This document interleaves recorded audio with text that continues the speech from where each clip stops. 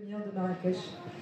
Voilà, alors l'équipe me taquine beaucoup sur un truc que j'aime beaucoup qui s'appelle l'engagement. Les gens, ils ne savent pas que j'aime l'engagement.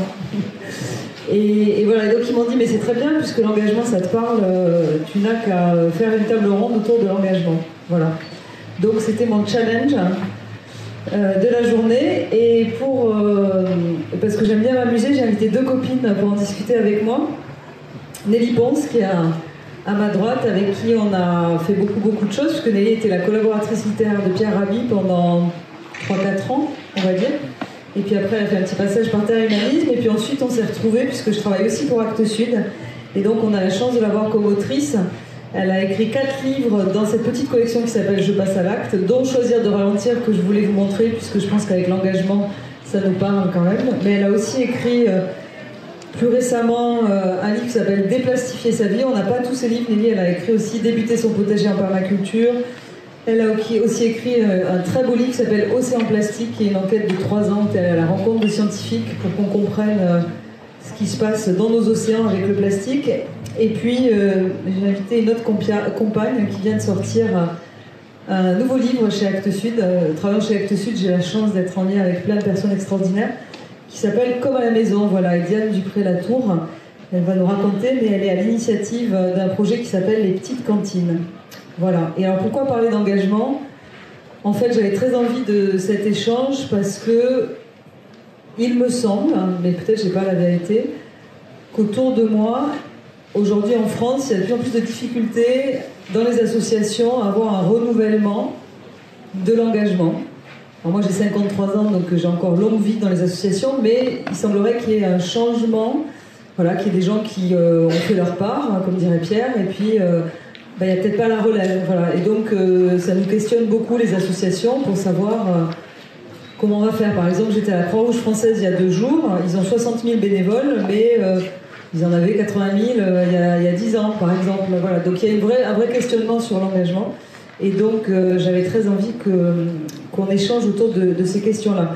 Alors, peut-être que la première question, c'est pour Diane. D'abord, j'aimerais que tu nous expliques ce que sont les petites cantines. Et puis... Ah voilà, ça c'est l'annonce de 14h.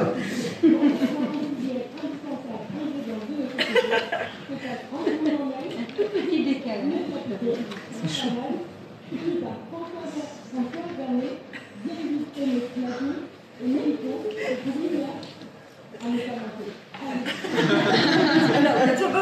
Alors, voilà. Merci d'être venu avant l'annonce. Alors peut-être pour commencer, Diane, tu nous expliques ce que sont les petites cantines et puis après je vais enchaîner.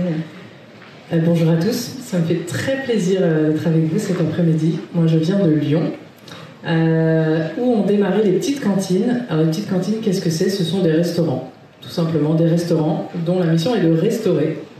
Et ça on le fait en se plaçant délibérément en situation de vulnérabilité.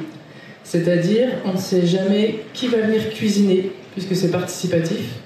On ne sait jamais exactement ce qu'on va avoir dans l'assiette, puisqu'on collecte les invendus des magasins bio du quartier, que donner une recette à 10 habitants, ça va être dire 10 plats différents. Et on ne sait pas non plus à côté de qui on va être assis, puisqu'il y a toute génération et tout parcours de vie qui s'assoient à la table les uns avec les autres. On est en vulnérabilité aussi sur le modèle économique, puisque c'est à prix libre, c'est-à-dire que tout le monde donne quelque chose, mais chacun donne ce qu'il veut, l'adhésion est à prix libre, le repas est à prix libre. Or, nos charges, elles sont bien fixes. On a le loyer, les salaires, tout ça à payer, et on cherche à fonctionner sans subvention d'exploitation. Donc on ne sait pas combien on va avoir dans la caisse à la fin de la journée. Et le projet, il est né à Lyon en 2016. Aujourd'hui, il y a 14 restaurants qui sont en fonctionnement à Lyon et dans différentes villes de France, et une quinzaine d'autres en phase de montage. Et en fait, ce sont ceux qui ont déjà monté un restaurant participatif qui accompagnent les nouveaux. Donc voilà ce que c'est que les petites cantines. Donc je pense que les petites cantines font beaucoup appel aux bénévoles. Voilà, peut-être tu peux nous dire, toi, parce que l'engagement individuel veut dire dans le cadre de votre aventure commune, et voilà, et comment ces bénévoles aussi viennent s'engager dans cette aventure. En entendant ta question, je réalise que c'est un terme qu'on utilise très très peu. On l'utilise plus sur des sujets comptables quand il faut différencier les salaires des bénévoles d'un point de vue de statut juridique. Mais en fait, entre nous, on ne l'utilise pas. On va plutôt parler de convives. Convivere, vivre ensemble, on est tous convives. Et on va tous contribuer. Et en fait, enlever la notion de bénévolat dans notre manière de parler de nous, entre nous, ça nous aide à déconstruire la relation aidant-aidé. Et c'est aussi une manière de sortir d'une vision de la solidarité qui serait fondée sur l'héroïcisation individuelle, je ne sais pas si ce mot existe. Et les héros, les héroïnes. Mais plutôt sur, du coup, sortir un peu de la posture de sauveur. Et plutôt rentrer dans une structure qui est pensée pour que chacun puisse s'intégrer dans un tissu social vertueux, mais en fait ça ne repose pas plus sur les uns que sur les autres. Enfin, c'est un système, quoi. Alors ça, c'est un peu la théorie. Après, dans les faits, on a quand même des risques de surimplication, mais qui vont concerner aussi bien les bénévoles que les salariés. Ça, on en parlera peut-être un peu après. Nous, aujourd'hui, il y a 17 000 convives dans le réseau des petites cantines, mais qui appartiennent à des toutes petites communautés locales. Il y a 35 salariés. Et moi, j'aime bien parler de communauté apprenante. Donc, on a aujourd'hui 300 personnes vraiment très investies dans la communauté apprenante, c'est-à-dire qui vont se former et contribuer de manière très significative en termes de temps, de compétences et d'énergie.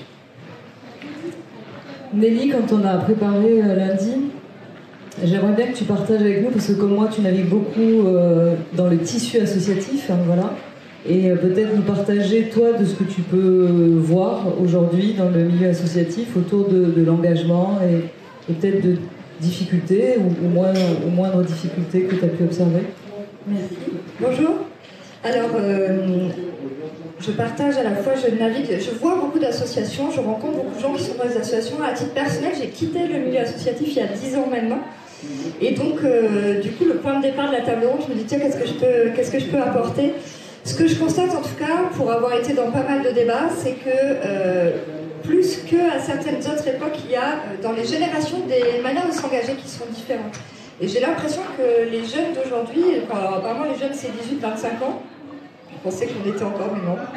Donc les 18-25 ans ont une autre manière de s'engager qui est peut-être beaucoup plus sur de l'action directe, beaucoup plus sur du terrain. Évidemment, les associations sont toutes sur le terrain, mais je pense que la structuration associative avec ces assemblées générales, la dichotomie entre les administrateurs et les salariés correspondent peut-être un peu moins à l'énergie de cette jeunesse-là. J'ai notamment assisté dans le public à un débat entre les soulèvements de la terre, Extinction Rébellion, qui venait chatouiller un peu Greenpeace, par exemple, dans les modes de fonctionnement. Et donc il y a vraiment, je trouve, quelque chose qui est en train de changer dans la manière dont chacun va s'engager. Cette déperdition aussi dont tu parlais tout à l'heure me fait penser qu'elle n'est pas uniquement liée au monde associatif, mais elle est liée à tous les lieux où on se rassemble. Les cinémas ont perdu leur public, ils sont en train de le retrouver aujourd'hui. C'est comme si tous les endroits où on œuvre ensemble, on partage quelque chose. J'aime beaucoup d'ailleurs dans le livre de Diane, il y a vraiment toute une réflexion autour de la relation que je trouve passionnante. Et j'ai l'impression que au-delà de l'associatif et au-delà de l'engagement, ce sont ces lieux-là qui ont été touchés récemment dans notre histoire collective. Et dont il est fondamental qu'on se réapproprie ces manières d'être ensemble. Et après, je pense qu'il n'y a pas qu'une seule manière de le faire. Et qui serait... Je vois beaucoup d'associations qui se sentent vieillissantes, qui disent tiens, comment on pourrait aller chercher la jeunesse? Mais c'est toujours, je vais la chercher dans ce que moi je propose, avec mon prisme à moi. Et du coup, je me dis tiens, ce qui serait intéressant, c'est de te dire, et vous là, comment vous feriez les choses? Voilà, ce sont des questions que je me pose. Je pense qu'il n'y a pas de réponse, hein. Mais en tout cas, je trouve ça intéressant de sentir qu'il y a vraiment une nouvelle manière d'être ensemble qui peut se réinventer aujourd'hui. Est-ce que depuis 2016, Diane, justement, dans les gens qui s'engagent dans les petites cantines, ou qui poussent la porte, ou qui restent, ou qui viennent, est-ce que tu vois un changement? Qu'est-ce qui les motive? Est-ce que tu vois quand même une population des 18-25 ou des 25-35? Ou c'est plutôt toujours des personnes qui ont plus de temps et donc qui sont plutôt parfois à la retraite? C'est quoi plutôt les profils et les motivations? On a 2 tiers de femmes, parce qu'on est une activité autour de la restauration, enfin de la cuisine et de la relation. Donc je pense qu'encore dans l'imaginaire collectif, il y a quelque chose de très féminin derrière. Et on a un camembert des âges qui est très bien réparti, très équilibré, c'est-à-dire les moins de 18 ans, les 18-25, tout ça, c'est très très équilibré. Peut-être là-dessus, la chose qui me frappe le plus, c'est que moi, pendant 5 ans, j'étais beaucoup à faire de la structuration de projets, de la collecte de fonds, du recrutement, des trucs comme ça. Et après le Covid, j'ai saturé, j'ai eu besoin de retourner sur le terrain. Donc je suis retournée pendant 1 an responsable de cantine dans les chaussures d'un salarié. Ça m'a permis de ressentir aussi à la fois à quel point ce rôle de responsable de cantine, donc la personne qui anime le lieu, est très fatigant et très exposé dans une société qui est aujourd'hui à contre-courant. Mais moi, ça m'a permis aussi de voir la présence des jeunes.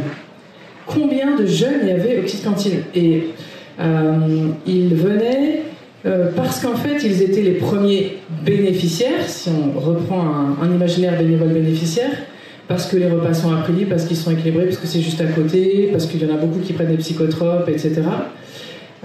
Mais du coup, ils deviennent les premiers contributeurs. Et moi, ça m'a renvoyé à... Parce que je pense que tous les projets, ils ont leur histoire...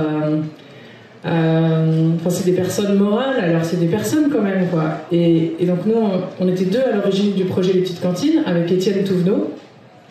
Et moi, je me suis pas pensé à l'époque dans une dynamique d'engagement. Je m'étais pas dit... allez, je vais changer telle chose, je vais attaquer tel problème social, je vais m'attaquer à telle cause. Je me suis juste dit, de quoi j'ai besoin, moi, maintenant, aujourd'hui? Qu'est-ce qui est essentiel pour moi? J'étais à une époque de ma vie où je me sentais très fragile, je sentais que je pouvais potentiellement prendre un virage ou pas. Et je me suis juste dit, moi, Diane, de quoi j'ai besoin? Et on a fait ça à 2, donc on a fait naître une relation avec cet ami qui s'appelle Étienne. Et c'est de cette relation qu'est né quelque chose d'un peu plus grand, et un peu plus grand, et un peu plus grand, qui a fait tache d'huile. Et la cause est née comme ça. Elle est née d'une relation. Elle n'était pas en fait née d'une volonté d'engagement. Et du coup, quand je retrouve ça chez les jeunes, aujourd'hui dans la petite cantine, je me dis, bah ouais, en fait, il y a une continuité derrière. Tu veux rebondir là-dessus, non? Un des points que tu as soulevé, Nelly, et dont j'aimerais qu'on parle, c'est la question de se dire finalement, est-ce que l'association, aujourd'hui, on en a parlé, est toujours le format adapté finalement à le souhait de s'engager dans une cause ou de s'engager dans son territoire, voilà. Est-ce qu'on n'a pas une difficulté aujourd'hui d'avoir un format qui a été créé en 1901, donc c'est quand même plus d'un siècle, entre-temps les mentalités ont évolué, les besoins ont évolué, voilà, est-ce qu'on n'a pas là quelque chose qui coince? Et nous on le voit, si on propose une gouvernance partagée chez Taïmanisme, c'est bien que ce qui doit être dans les statuts, d'avoir un président, un trésorier, etc., c'est quelque chose dont on n'a plus envie, en fait. Comment est-ce que vous voyez l'évolution et la réalité de ce statut? Ah ben, on galère avec les statuts associatifs. En fait, on les a pris par pragmatisme, parce que c'était un bon statut un peu caméléon pour aller parler à toutes nos parties prenantes, et puis engager pas mal de bénévoles dans l'aventure. Mais aujourd'hui, c'est clair que nous aussi, on a un contexte de gouvernance partagée, et on fait avec les statuts associatifs, mais ce ne sont pas les statuts associatifs qui nous portent. Le fait qu'il y a un conseil d'administration de bénévoles avec des salariés, et c'est la posture employeur est tenue par les bénévoles, enfin, on est obligé, on va dire, en permanence désapprendre collectivement ce que nous apportent les statuts pour le réapprendre et le réinventer autrement. Donc nous, on a hacké le système en se disant, allez, on pose nos rituels. Et donc on a 3 types de rituels. On a des rituels pour se connaître, le voyage en cantine inconnue, l'appel des cantines, tous ces trucs-là, en visio ou en présentiel. Des rituels pour se former et s'inspirer, et des rituels pour décider ensemble. Je sais pas, la politique salariale, c'est un grand débat mouvant à 40, des trucs comme ça. Et après, on fait valider les trucs sur le plan associatif pour la préfecture. Voilà, mais aujourd'hui, moi à titre perso, il me semble que le contexte n'est pas hyper favorable aujourd'hui, en 2024, pour s'attaquer à ce monument républicain qu'est la loi 1901. Je pense qu'il faut déjà pacifier les relations de la société, et puis ensuite, quand il y a un terreau un peu plus favorable, alors se dire, parce que c'est quand même un microcosme qui pratique la gouvernance partagée, aujourd'hui à mon avis il n'est pas assez répandu, mais c'est mon humble avis. Je sais pas vous, mais moi, la plupart des associations dont j'ai croisé le chemin ont connu ou connaissent une crise majeure. Souvent, c'est lié à des crises de croissance, des conflits humains qui vont naître, notamment entre le CA et les salariés. Et donc, l'association loi 1901, elle me semble fondamentale. Enfin, le pilier de solidarité en France est quand même là grâce à ce statut-là.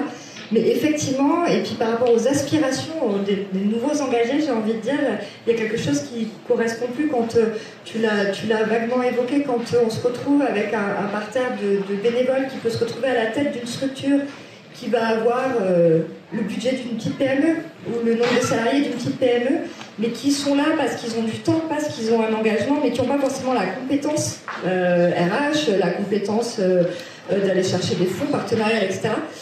J'ai pu remarquer que ça créait des situations de souffrance en fait dans les relations.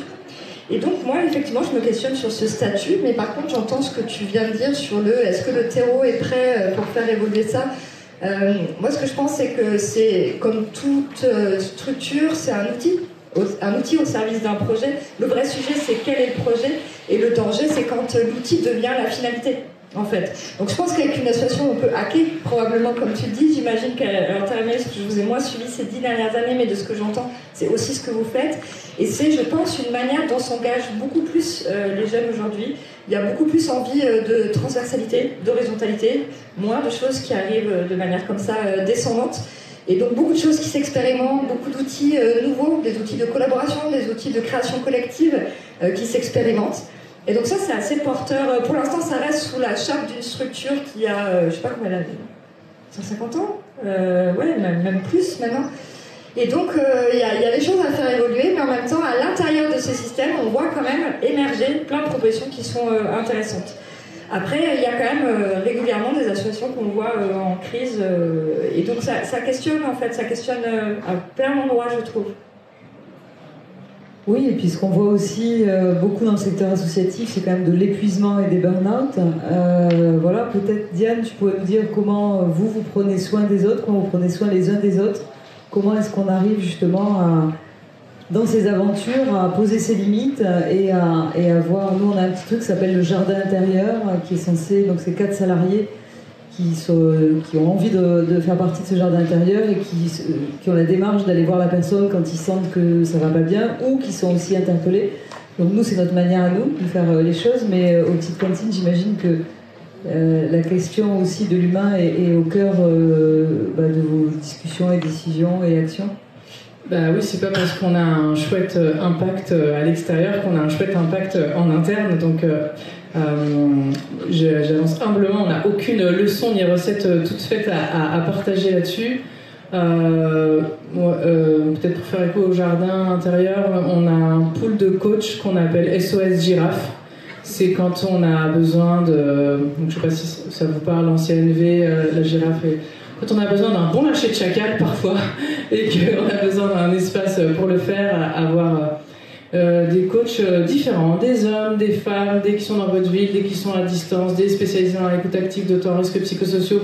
Parce que nous, sur les 17 000 adhérents, il y a tous les univers, tous les environnements en fait. Il y a des gens qui viennent d'univers, je sais pas, de l'entreprise, d'autres du médico-social, d'autres très alternatifs. Donc il faut pouvoir parler à chacun. Donc il y a ce pool de coach qui est mobilisable par tout le monde anonymement. On est passé à la semaine de 4 jours pour l'équipe support. On n'a pas encore réussi pour les responsables de cantine pour une question de modèle économique. Et après, c'est une culture interne en fait. C'est une culture interne de connaissance de soi, de déconstruire les imaginaires autour du burn-out, parce que moi je pensais que le burn-out c'était quelque chose comme, enfin je pense qu'il y a d'autres gens ici qui n'ont pas beaucoup mieux que moi, mais je pensais que c'était quelque chose comme je m'implique,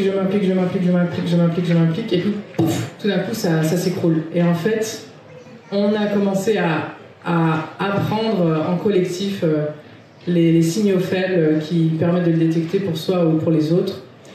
En fait, on fait faire un petit exercice à nos responsables de cantine quand ils viennent d'être recrutés. On les met au milieu de la pièce Et il y a 3 personnes qui vont venir les titiller. Une personne qui vient leur poser des questions de chiffres, donc des additions, des soustractions, des multiplications. Il faut que la personne réponde du tac au tac.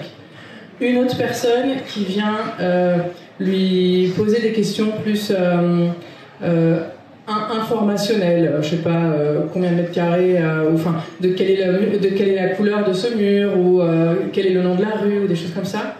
Et une autre personne qui va toucher des parties de son corps et qui va lui demander de les nommer.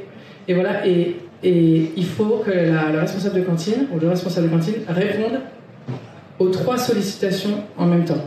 Mais c'est la torture, c'est cantine. Mais en fait, c'est pour symboliser ce qui va être vécu en termes de lien social. C'est-à-dire, on va être dans un tiers-lieu, il va y avoir des gens qui vont arriver sur de l'émotionnel, des gens qui vont arriver sur du quantitatif actuel, et d'autres où il va falloir juste savoir, est-ce que tu sais si t'as froid ou t'as chaud là? Est-ce que t'es fatigué ou t'es je sais pas quoi? Et en fait, le but, c'est que la personne, elle identifie quand est-ce que c'est stop dans sa tête et qu'elle soit capable de le dire. Et une fois qu'elle est capable, on dit, t'es prête pour être responsable de cantine, on peut démarrer la formation. Voilà. Ceux qui stoppent au bout de la 2e question. Et j'ai remarqué que les parents de famille étaient très très forts à ce jeu. Je crois que je serai jamais responsable de cantine. Sur la question du burn-out, c'est effectivement le monde associatif et le monde de l'engagement de manière générale le côtoie quotidiennement, mais pas que. Enfin, c'est quand même un phénomène qui est global. Aujourd'hui, je lisais encore les chiffres hier, on est à 2,5 millions de personnes en burn-out sévère en France. Donc le burn-out, c'est un processus qui est en plusieurs phases, et ce qu'on appelle communément le burn-out, souvent on peut être à différentes phases en fait quand on dit je fais un burn-out. La forme sévère, c'est le moment où c'est l'émergence de la maladie, c'est le pouf, tu vois, que tu disais tout à l'heure, pouf, voilà. Donc comme c'est quelque chose que j'ai personnellement traversé il y a 10 ans, j'ai été amenée à essayer de comprendre en fait à la fois ce qui m'était arrivé puis ce qui nous arrive à tous, puisque c'est vraiment un phénomène qui est en train d'exploser dans nos sociétés. Et d'ailleurs ce qui est intéressant, c'est que toutes les sociétés qui embrassent la modernité suivent la même trajectoire sur l'épuisement humain. Notamment en Chine, il y a énormément de morts par le travail aujourd'hui. Pardon, je m'égare. Et donc du coup, dans ce processus, il y a différentes phases. La phase, donc effectivement, c'est pas linéaire comme tu dis, en même temps c'est presque ça, mais il y a différentes phases. La première, c'est celle de l'engagement. C'est rigolo sur une table ronde de l'engagement. Et ça, je vous parle du tableau clinique officiel, qui a été élaboré par des médecins et qui a été pris en charge par des députés à l'époque où ils essayaient de le faire passer en maladie professionnelle, ce qu'on n'a toujours pas réussi à faire. Ce qu'on a réussi à faire, c'est que l'OMS le reconnaisse comme une maladie en 2019, mais c'est quand même très récent tous ces sujets.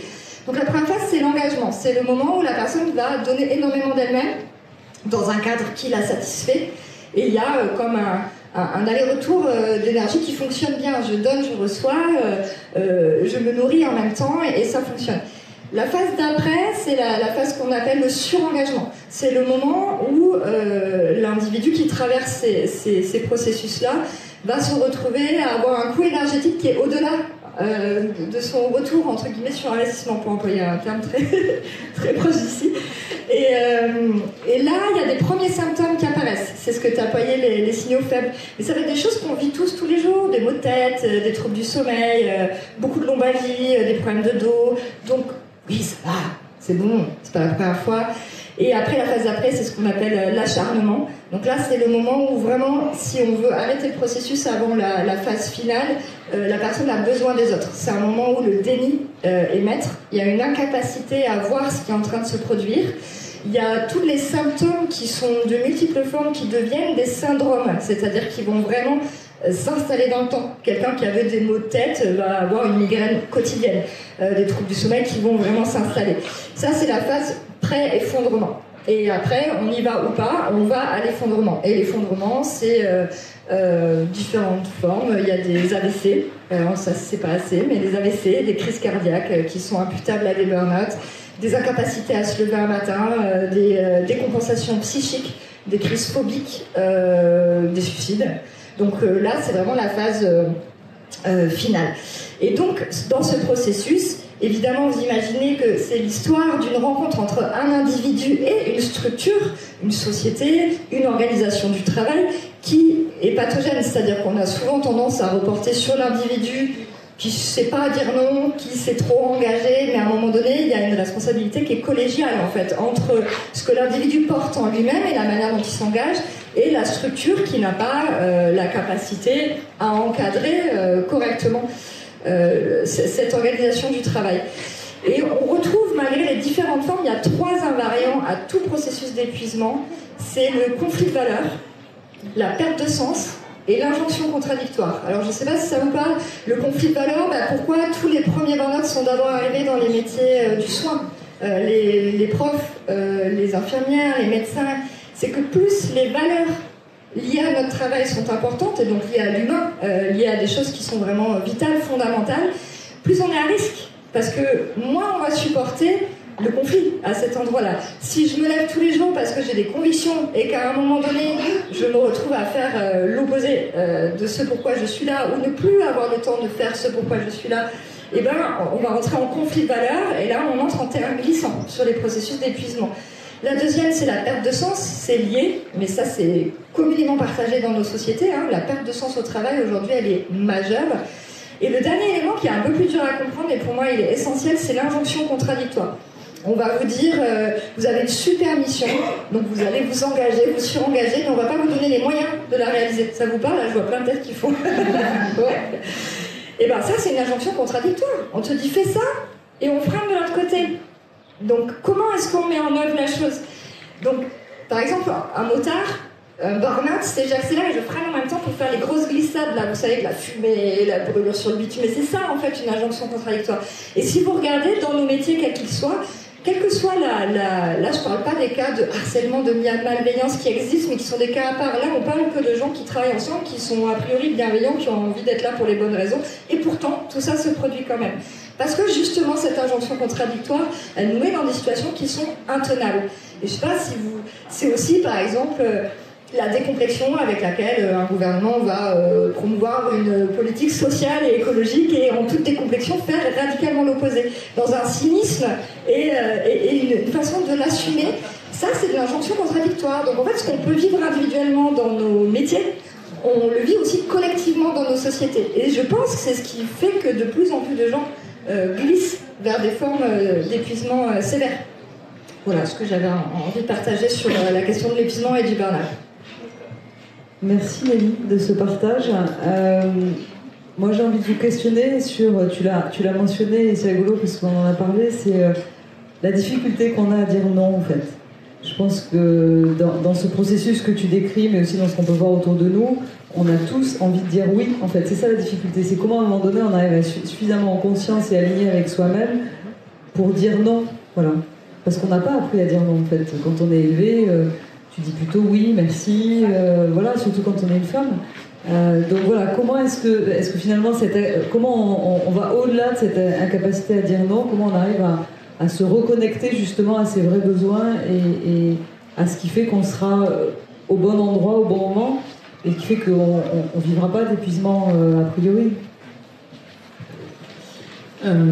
Moi, ce qui m'aide à titre perso, c'est de me dire... en fait, de toute façon, je me donne. Les salariés de l'équipe se donnent. Les convives se donnent. La question, c'est à qui? Et je me dis, c'est à chacun de répondre à cette question pour lui-même. Et moi, ça me sert de curseur pour me dire est-ce que là, cette personne qui me demande telle chose ou cette structure qui me demande quelque chose, est-ce que ça correspond à ceux à qui j'ai envie de donner en fait. Donc je sais pas, moi j'ai mon équilibre, j'ai mes enfants, j'ai mes voisins, et puis j'ai mon environnement plus global. En fait, tout à l'heure j'ai démarré en disant que l'ensemble du modèle des petites cantines était fondé sur la vulnérabilité. En fait, c'est pas tout à fait juste, il est plutôt fondé sur la confiance en contexte de vulnérabilité. Et du coup, pour moi, la confiance, elle est toujours relationnelle. Et du coup, l'engagement, en fait, donc il vient engager notre volonté, notre énergie, il est toujours relationnel aussi. Il n'est jamais pour une cause ou une idée, en fait.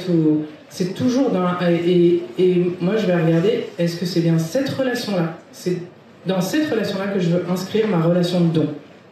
Mais pour pouvoir se dire ça, il faut déjà être sorti du qu'est-ce que je gagne, qu'est-ce que je perds, et être entré dans le qu'est-ce que je donne, qu'est-ce que je reçois. Et ça, il y a quand même... La société, aujourd'hui, est encore dans le schéma qu'est-ce que je gagne, qu'est-ce que je perds. Cette vision utilitariste des relations, et pas cette vision du don. Je suis pas très douée pour dire non, même si j'essaie depuis 10 ans d'apprendre, donc je vais vous livrer une théorie que j'essaye de m'appliquer, mais qui n'est pas forcément évidente.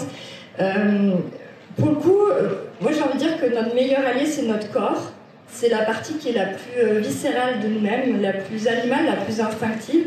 Personnellement, dans ce processus qui a été engagement sur engagement, acharnement, effondrement, j'ai constaté une perte de connexion profonde avec mon corps. Ça allait jusqu'à ne plus sentir la faim, ni l'envie d'uriner les semaines qui précèdent l'effondrement. Et du coup, j'ai dû réapprendre. C'est comme si l'effondrement a été aussi une manière... en fait, mon corps a éteint le fusible. Vous savez, sur un tableau, il l'a éteint. Il a dit, bon, ben, cocotte, maintenant, tu vas attendre un petit peu avant qu'on rallume le fusible. Et quand on a commencé à le rallumer, donc c'est quand même plus de 3 ans pour revenir à une vie active qui n'était pas la même que celle d'avant, parce que c'était impossible pour ma santé. Quand le fusible a commencé à remonter un petit peu, c'est lui qui me dit « Ah non, là on rééteint », c'est-à-dire que je n'ai plus le choix. Donc c'est quelque part mon grand allié, mais j'aurais aimé apprendre ça avant de lui faire traverser tout ça. Parce que j'ai quand même une honte par rapport à la vie qui m'a été donnée, en fait, cette maltraitance que j'ai pu avoir envers elle, de me mener dans un chemin aussi lointain. Et donc moi, c'est facile parce que mon corps, il dit plus juste, il y a une petite migraine, c'est qu'il lui, il crie tout de suite, t'arrêtes tout de suite. Donc j'essaie de vous dire quelque chose qui va vous être utile à vous. Moi, ce que j'ai appris en me reconnectant avec mon corps, c'est par exemple qu'on a tendance, surtout quand on est très engagé, à tout mettre dans la partie cérébrale en fait. Je sais pas vous, mais moi je suis passionnée philosophiquement par tous les sujets qui touchent à nos engagements. Et on va oublier qu'on a aussi des mains, on a un corps, on a besoin d'être nourri de différentes manières. Et moi, ce qui m'aide, ça va être de travailler sur l'alternance des rythmes, sur la relation aussi, donc la créativité, la relation, d'essayer que chaque jour c'est difficile, mais que chaque semaine, j'aille aller chercher toutes les composantes de l'être. Donc le corps, le manuel, la créativité, la relation et l'intellect. Et j'ai remarqué que quand on commence à se négliger, on néglige souvent toutes les autres composantes. Donc ça, c'est un petit outil. Après, il y a aussi cette notion que Patrick Vivray a amenée qui disait il faut aussi accepter de ne pas tout vivre. Ça, je ne sais pas si ça vous parle, mais même les grands-parents aujourd'hui sont complètement débordés. Il y a une espèce de surenchère au faire, mais pas pour les mauvaises raisons, pour les bonnes raisons.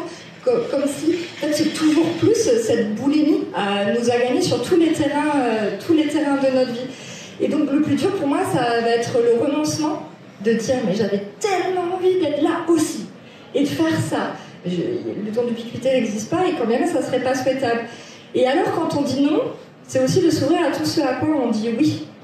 Et ça on le met pas assez en avant. Quand on parle de sobriété, notamment, on parle... parce que c'est lié quand même aussi, il y a le rapport au temps, et il y a le rapport à l'avoir, il y a le rapport au sociétal. On oublie souvent que finalement, on voit que le côté privation, mais en fait, on se réouvre à complètement autre chose. Et notamment à des questions de relation avec notre entourage immédiat. Et je ne sais pas si vous connaissez cette étude qui a été menée à Harvard pendant plus de 75 ans. Les Américains, ils arrivent quand même à mener des études sur 75 ans, c'est assez étonnant. Ils ont pris un groupe d'hommes. Les femmes, au début du XXe siècle, on s'en fichait un petit peu de ce qu'elles traversaient, mais là, ça y est, ils ont inclus des femmes à leur étude. Et ils les ont vu évoluer dans leur milieu social d'origine, dans leurs études, dans leur travail. Ils les ont étudiés biologiquement toute leur vie, moralement, intellectuellement. Est-ce qu'ils étaient mariés, divorcés, est-ce qu'ils ont eu des enfants? Ils ont fait une étude comme ça, méta, sur 75 ans. Et leur conclusion de l'étude, je trouve qu'elle est amusante parce qu'elle est juste, en fait, d'une évidence implacable. Ils ont démontré que ce qui rend les gens les plus heureux, c'est les autres. C'est la relation. Les gens les plus heureux sont ceux qui sont les plus entourés. Mais pas en nombre de likes et d'amis Insta, Facebook et tout ça. Ce qui, moi, je critique pas. C'est aussi une façon d'être en lien, mais c'en est qu'une seule. Il ne faut pas négliger les autres. Mais en termes de qualitatif. Et en plus, ils ont démontré que les personnes qui vivaient le plus vieux et en meilleure santé étaient ceux qui étaient les mieux entourés. Donc je trouve que c'est intéressant de se dire que quand on dit non à une forme de surenchère, de suractivité, c'est aussi une façon de dire oui à une présence au sien, à soi, au monde. Et c'est intéressant de se le rappeler de temps en temps. Et ça plombe le système de retraite du coup.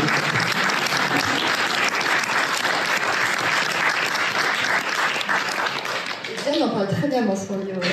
Bah oui, quand même, tu vas me faire un petit... À part faire la blague sur la retraite, ça te parle quand même. Je m'attendais à ce que tu nous enflammes la salle. Bien sûr que ça me parle, parce que je me dis que le plus fort... Pourquoi est-ce que tu as eu besoin de créer du lien aux autres, en fait? Elle est coquine, là. Je crois pas qu'il y a que Nelly qui va passer là. À la casse.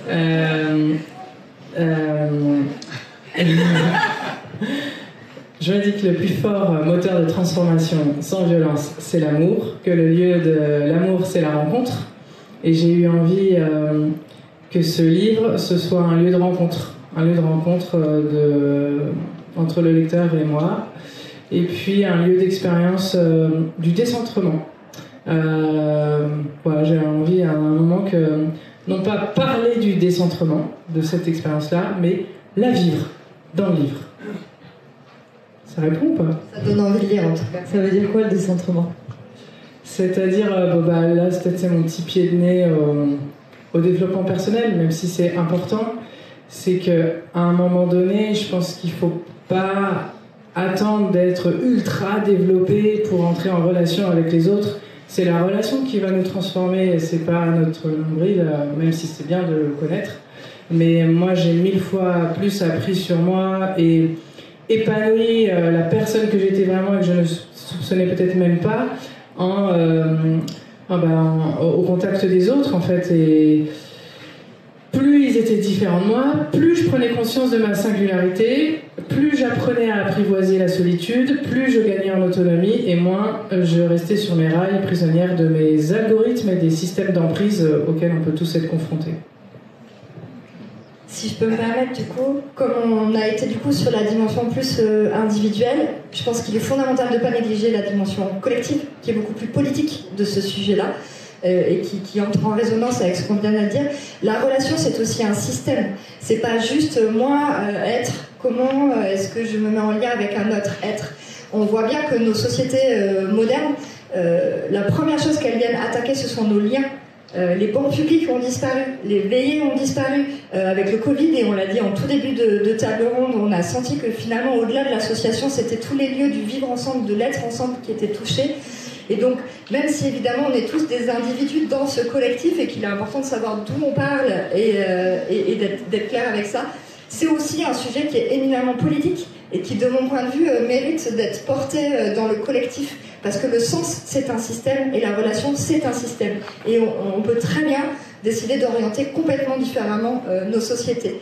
Et la relation, pour revenir sur un des penseurs, je sais qu'il est dans ton livre, il est dans le mien, je ne sais pas si vous connaissez Hartmut Rosa, qui est un sociologue et philosophe allemand. Il est peu connu en France, mais moi j'aime beaucoup sa pensée. C'est un des philosophes de l'accélération. Il a démontré ce phénomène d'accélération qu'on ressent tous dans nos vies, mais il l'a démontré avec des outils de philosophe et de sociologue.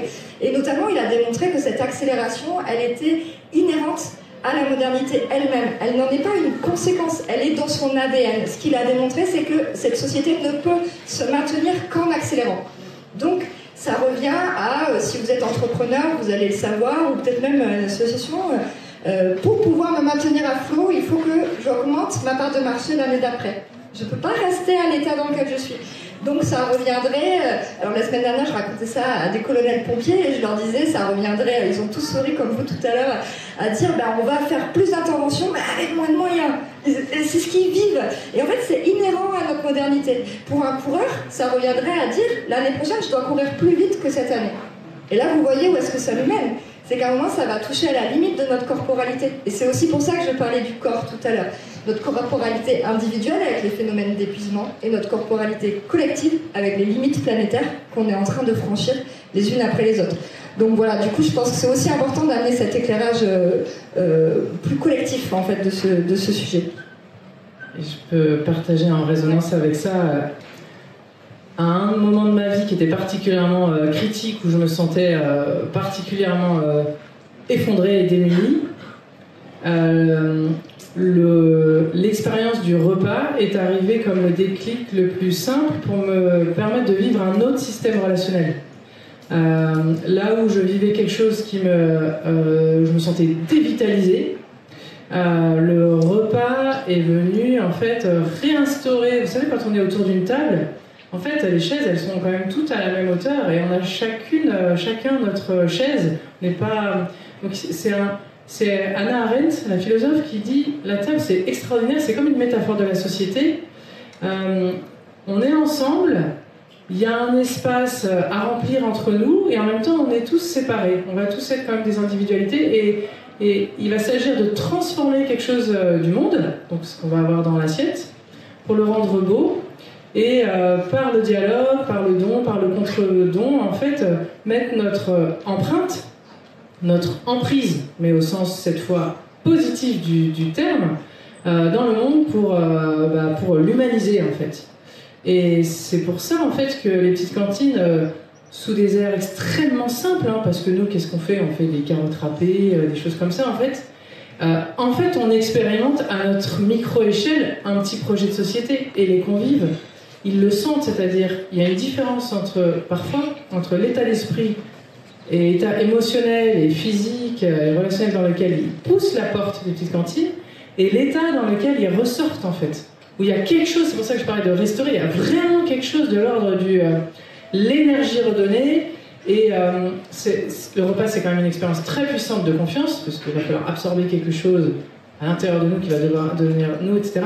Et en fait cette confiance-là, elle va rejaillir pas juste dans la confiance en soi ou dans la relation aux autres, mais dans notre relation au monde. Et en fait, pour moi l'enjeu c'est de décupler derrière notre pouvoir d'agir.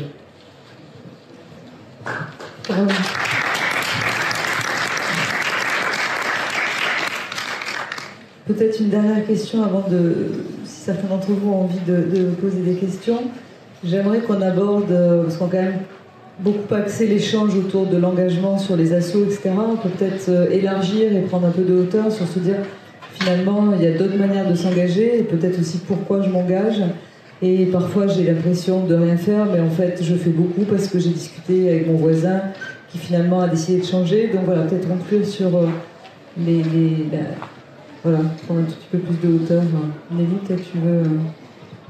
Oui, je crois qu'il n'y a pas une seule manière, évidemment, de s'engager. Alors, pour un livre que je suis en train d'écrire, je suis allée chercher la définition de l'engagement juste la semaine dernière.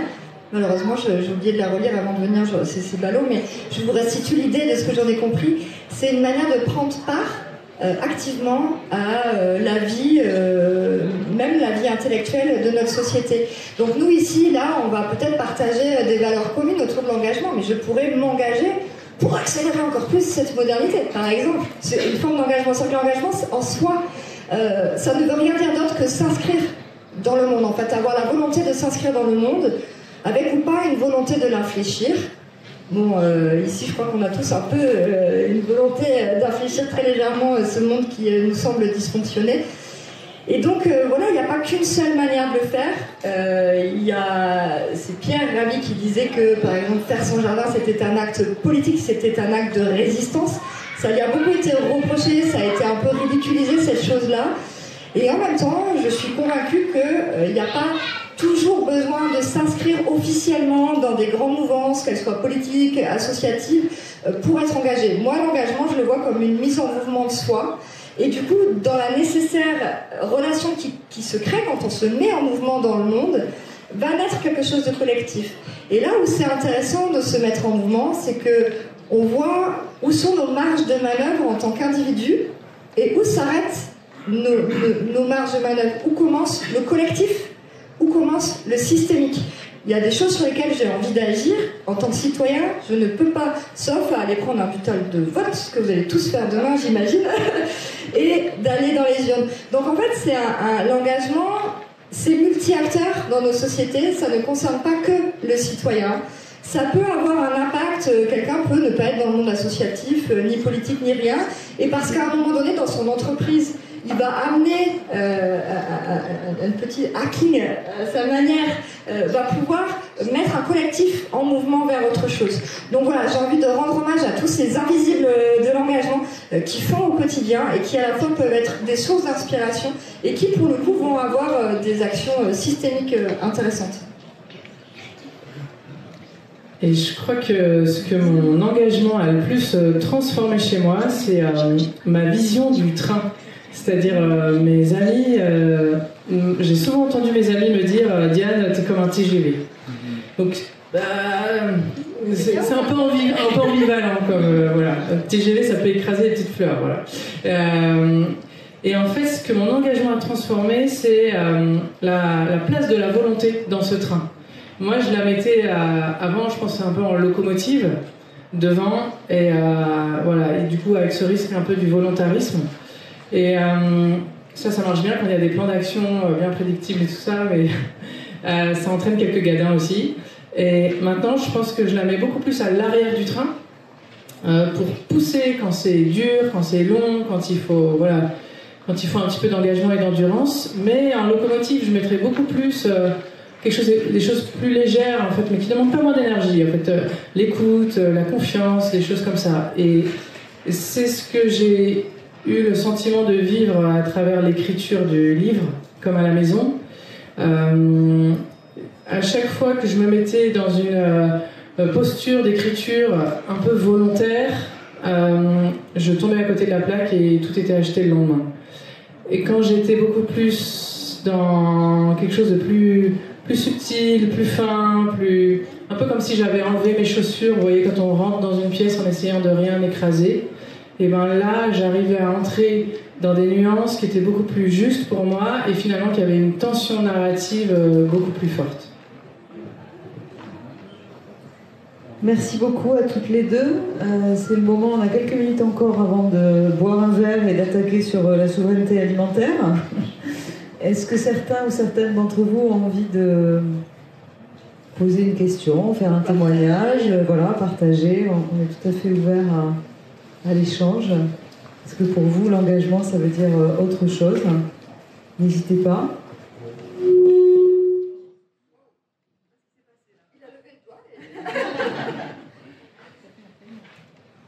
Est-ce que vous pouvez vous approcher ou... Ouais, du coup, j'ai pas le micro passe là, ça va. Je pense qu'on ira pas.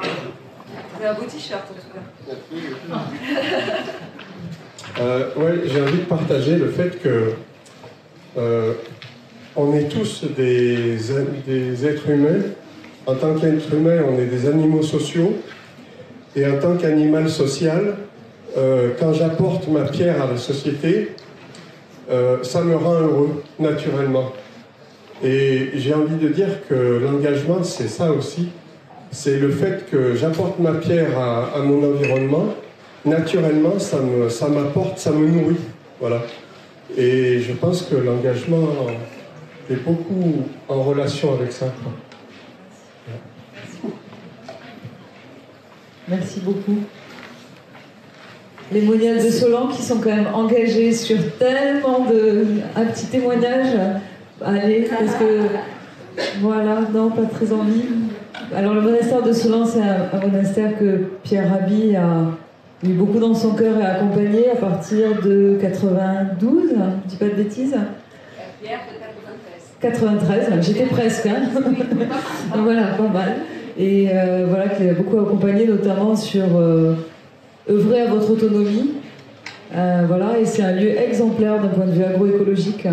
Nous, on a beaucoup d'admiration, tant d'un point de vue maraîchage que viticole. Elles utilisent beaucoup de litières forestières fermentées. Elles sont des élèves de Talimani. C'est aussi un site Natura 2000 avec des écrevisses à pâte blanche que Olivier Hébrard nous montre à chaque visite où on vient. Et elles sont situées dans le Gard. Il y a des livres magnifiques qui décrivent à la fois leur vie monastique, mais aussi tout ce qui se passe au monastère de Solan. Voilà. Et je pense que l'engagement est quelque chose de très fort à Solan. Allez, j'y suis arrivée. Un petit complément pour une réflexion qu'on mène souvent, parce que nous on est engagés à vie, on brûle tous nos vaisseaux. Et qu'est-ce que c'est que la liberté? C'est la liberté un peu comme si on a de l'argent, pour qu'on ait de l'argent, il ne faut pas qu'on le dépense. Si on le dépense, on ne l'a plus. Et la liberté, quelque part, aussi, je la perds si je l'utilise.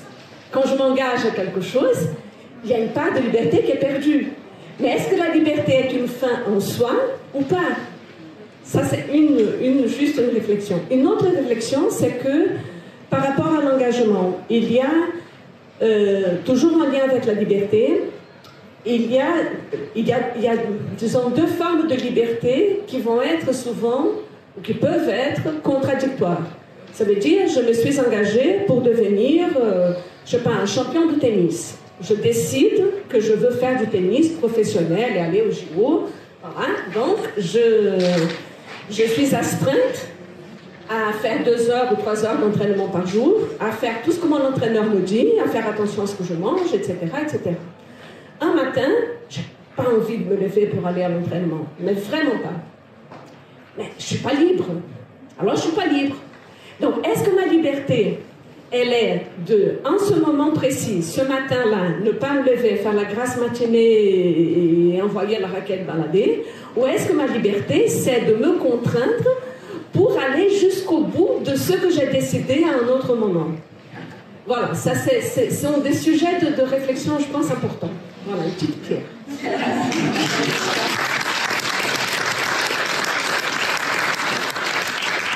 Ça t'arrive, Diane, de te lever le matin et de ne pas avoir envie Ah ben, j'ai mes enfants, j'ai 4 enfants qui me rappellent à l'ordre avec leurs chaussettes sales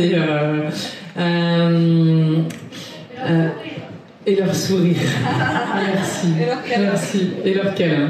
Merci.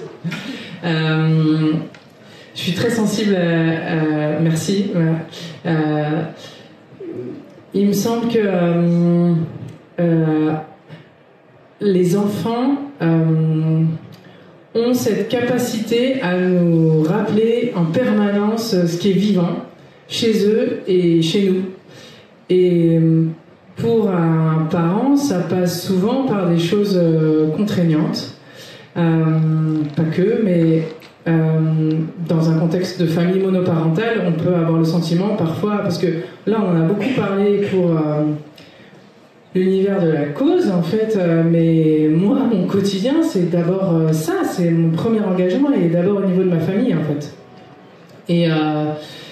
Et il me semble que ma liberté elle est en permanence réaffermie, nourrie, comment dire, confortée en fin de journée quand je fais un petit temps pour me poser et je me dis qu'est-ce qui était beau aujourd'hui. Et je me dis, il y a quand même à chaque fois une petite flamme, un petit fil d'or, un petit fil de soie, un petit quelque chose. Je me dis, bah ouais, là j'ai eu raison de durer, j'ai eu raison de prendre un peu sur moi ou de déprioriser quelque chose d'autre. Donc je trouve qu'on a quand même des petits cailloux blancs dans nos journées qui nous disent, vas-y, continue, ça vaut le coup.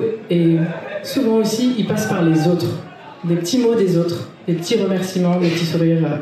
Et du coup, moi je me dis, quand je vois quelque chose de beau chez l'autre, il faut que je lui dise, parce que ce sera peut-être son petit caillou blanc aujourd'hui.